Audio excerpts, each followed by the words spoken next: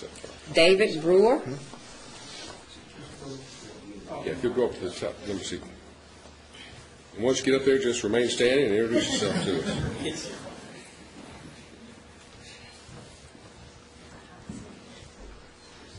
Yes, my name is David Brewer. I work with the Department of Environment Conservation. I work in the Information Systems Division there. I'm married, have a stepson, 5, and one son, who's 6. My wife does work inside. All right, thank you very much. And we start on this end, and just in order, stand, tell us your name and introduce yourself. My name is Gerald Wick. I'm 45 years old. I work for Truckline as the safety manager. I've got 3 kids. I'm married. My wife works as a nurse at a walk-in medical clinic. My name's Nicole Wade. I work at Westmead Place, and I'm a mother of 3, and I'm single. My name is Marianne Dix. I am married to a husband who is self-employed. I have 2 grown children. I work at Vanderbilt University on the university side, not on the medical center side. My name is Jackson Perry. I'm security guard, married, 2 children, and I'm also partially employed by myself. I'm an automotive engineer and designer. My name is Dennis Baker. I'm 43 years old. I'm a security systems analyst, long-term contract employee for HCA. I have a 17-year-old daughter. Now, Mr. Brewer, do any of the questions that have been asked by myself or the lawyer stand out in your mind that you feel you need to respond to at this time? The only thing that I can think of is my wife was involved in an accident in March of 2004, and we may have to take that into litigation sometime this year. Okay. Does she have some injuries from that accident? She does. She had an injury to her lower back, which she's still seeing therapy from time to time. All right, thanks. Just pass the microphone down, starting here. And same question. Anything stand out in your mind you need to respond to? Any of the questions? Yes. Okay, just pass the microphone down. No, sir. About 20 years ago, I was a paramedic for an ambulance company in Michigan. The ambulance that I was riding in, I was not driving, rear-ended someone, and the person signed a medical waiver at the time, and then later came back to the ambulance company and sued the ambulance company for damages. I had 2 cousins killed in a car wreck. The only thing I can think of is I'm the safety manager with a truck line. I deal with work comp and accidents constantly from our drivers. We've got 68 drivers that I'm in charge of. All right, thank you. Now, for the new prospective jurors, do any of you feel that, having heard the questions that have been asked so far, that you would not be able to be fair and impartial to both sides? Can you all make your decision based only on the facts and law in this case, sir?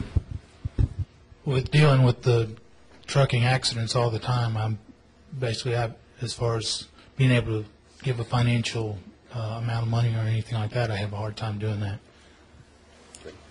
Okay. There's where the gray area comes in. Is a lot of things people have a hard time dealing with it, but our question is it going to really interfere with your ability to do it? Well, I have to deal with the insurance adjusters and claims and all that all the time for both injuries and the automobile end of it. So I'm partial to leaning towards not giving money away or anything like that, and especially when there is a judgment against the company, I do not like it too much. Okay. That's you're Mr. Wick, right? Wick, excuse me. Mr. Wick, I appreciate that candor, and I do, and I'm going to excuse you for cause as well. Just have a seat back in the back. Please. Anybody else? Can all of you be fair and impartial and make a decision based only on the facts and the law that you'll hear during this case?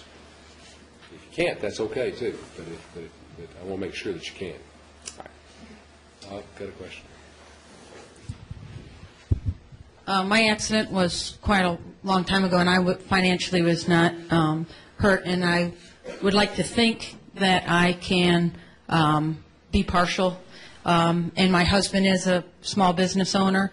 I would like to think that I could be partial. I would try my hardest to be unbiased, but I just wanted you to know that my husband is a small business owner. Okay. I appreciate that. Mr. Freeman, do you have any questions for the new prospective jurors? I may just have a couple if I could say them briefly. Have any of you had any back or neck problems in the past? One hand here. When I was young, about 7 years old, I was knocked out of a tree, fell 14 feet, chipped a vertebrae, and I used to race BMX bikes, and I was at a state park, and they had a rotting jump, and I fell and cracked my skull. Had a 3-inch crack on the right side of my skull. Nearly killed me. I was in the hospital for 3 months, and barely survived. And other than that, I've been hit by cars while I was riding my bike, broken all my toes in my right leg, all my fingers in my right hand, broken both my elbows, and shattered my collarbone. Yeah, I'd say that's enough. And that's Let me just ask you this. That tops even me. Do you think that that will have an impact on... Not at all. I'll go by strictly facts. That wouldn't cause any problem for me to judge by just facts. Anybody else have had past back or neck problems or have problems now, whether they be caused by an accident or whether you just had them? I had a neck accident, but I have lower back issues. That's the main reason I go to the chiropractor. I don't know if they were caused by anything. I grew up playing sports. I don't know if it was that or I was just unlucky. All right. And then, let's see if I get this right. Is it Miss? Is it Marion? Dick, Miss Dix. You kind of cut both ways. You say your husband is a Small business owner. So that might help me. But at the same time, you were in an ambulance at the time as an employee, you were rear-ended, and you had somebody who... We rear-ended someone. You rear-ended somebody, Yes, sir. excuse me. And then that person left the scene, said they were okay, and then came back. Yes, sir. Did they come back that day, or did they just file suit time later? Actually, we found out later that there was a attorney nearby, and the attorney approached the gentleman that was in the accident, and he later came back and sued the ambulance company. Okay. Well, if you found out in this case that Mr. Crawford didn't go to the ER by ambulance after the accident, what would your feelings be about that? I would like to think that I could be impartial, and I would like to think that I could view the evidence and listen to everything in the case before I pass judgment.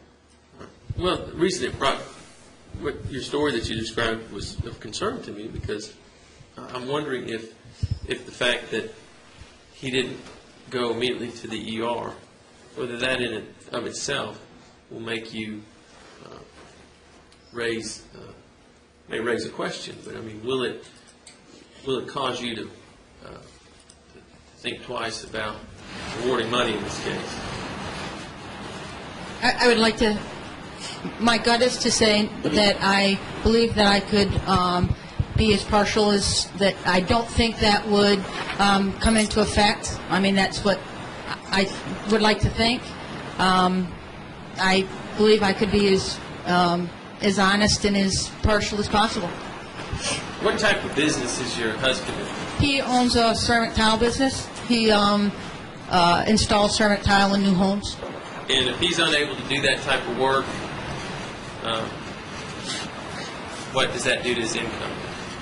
He has 7 employees that work for him, so he doesn't really install tile anymore. He pretty much oversees the other employees that install tile.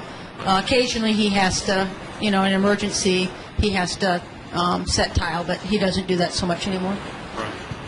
Now, Mr. Brewer, you indicated that your wife had been in an accident and that you were contemplating pursuing a claim or pursuing a lawsuit of some kind. Yes. Ms. Brewer, we're going to pass you the microphone since we have this interference. And again, if you can't hear me because of this, just let me know. But is that better?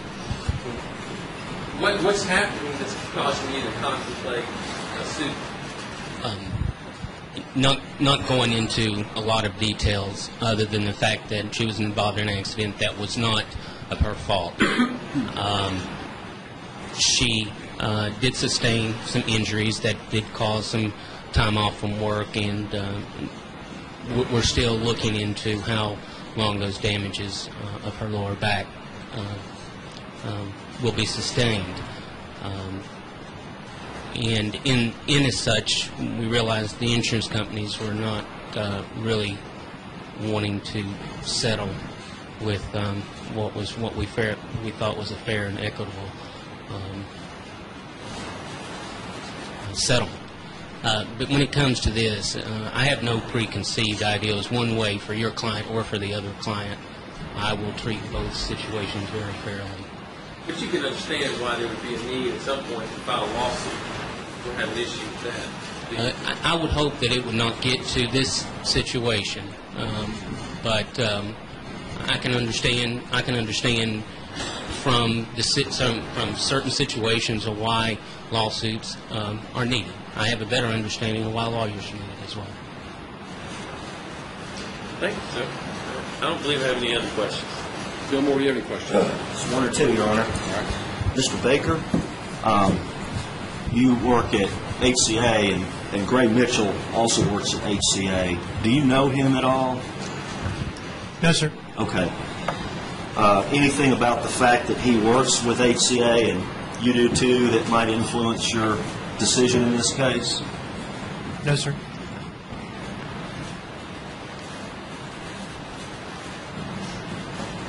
Mr. Brewer, as I understood your answer to Mr. Freeman, it's just a dispute about what the fair value is. Is that right with your wife's case?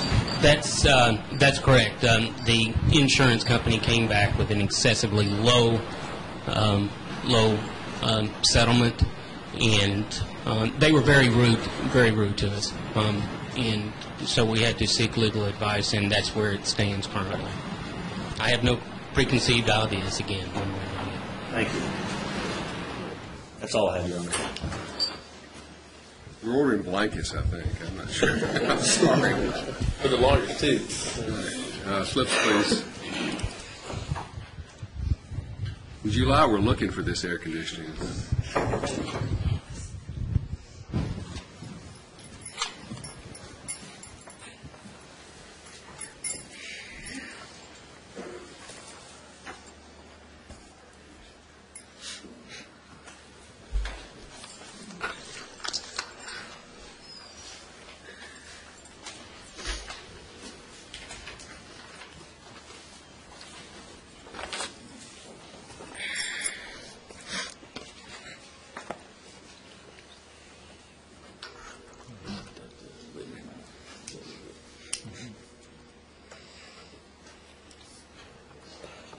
Mr. Brewer, your excuse, sir. If you'll have a seat back in the back, we thank you very much.